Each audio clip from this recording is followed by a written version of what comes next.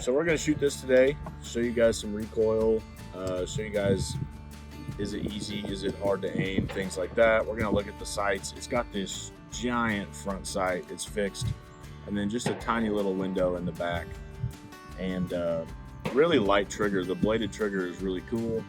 It does have like a half cock where it's safe, and then full cock. Really cool guns. We're going to shoot it for you guys.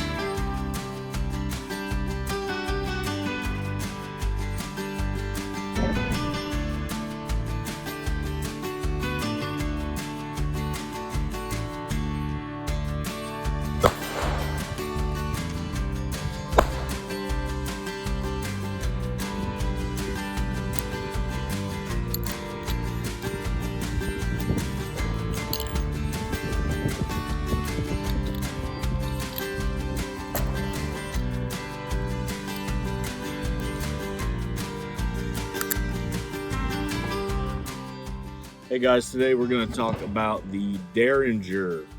That's Deringer. They were first produced in 1865 by Henry Derringer of Philadelphia. His model was the Philadelphia Derringer. They made about 15,000, really popular with military officers. They're mostly sold in pairs because if you have a one-shot pistol, it's better to have two. So they sold about 15,000 of those.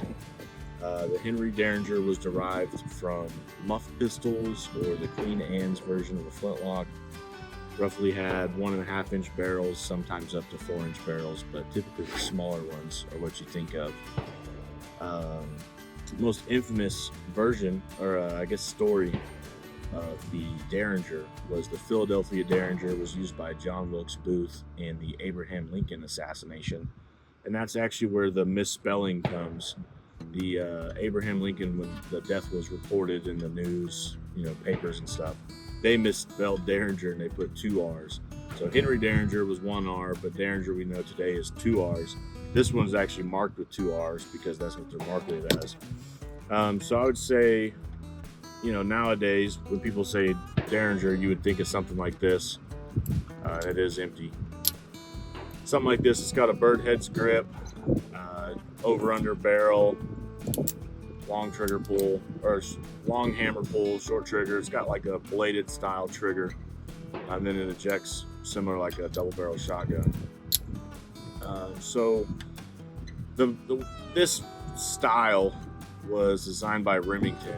They made that from 1866 until 1935. It was the Remington Model 35. Mostly sold in rimfire calibers, rimfire cartridges. The Model 35 was actually really popular for the 41 short. And then now you see them in all kinds of stuff. This one's a 38 Special. It was made in Italy by EIG in 1961. So we've got a 38 Special here compared to a 9 and a 380. So you can see just longer case. These are 125 grain hollow points. This is a 115. I think that's a 90 in the 380. And so just a big long shell, good amount of powder. Basically takes up most of the barrel, and just a really cool gun. So basically, since firearms existed, people have tried to make them shoot faster or easier to conceal. So that's kind of why the Derringer, the muff pistols, and everything like that were so popular. They'll actually fit in the coin pocket of your jeans, vest pockets, suit pockets and jackets, things like that. So really cool. You'll see them in lots of movies, like James Bond style stuff, Wild Wild West, lots of Western movies. Really cool. And then modern day, there's not really Derringers being carried by very many people. So most people have swapped over to like a Ruger LCP, Smith & Wesson Bodyguard, Glock 43X, things like that.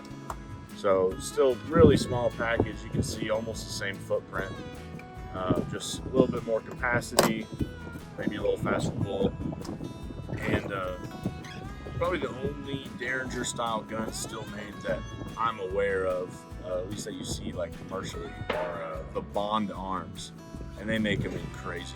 They're single barrel guns. They make them in crazy calibers. They have a 50 AE as well as a 4570 government Derringer, which is just unreal. Like, you're holding it like this, you know, and the barrel's fat. The single barrel is this big on them, and it's just a monster of a cartridge. So I don't know why you would need those, but I definitely want one.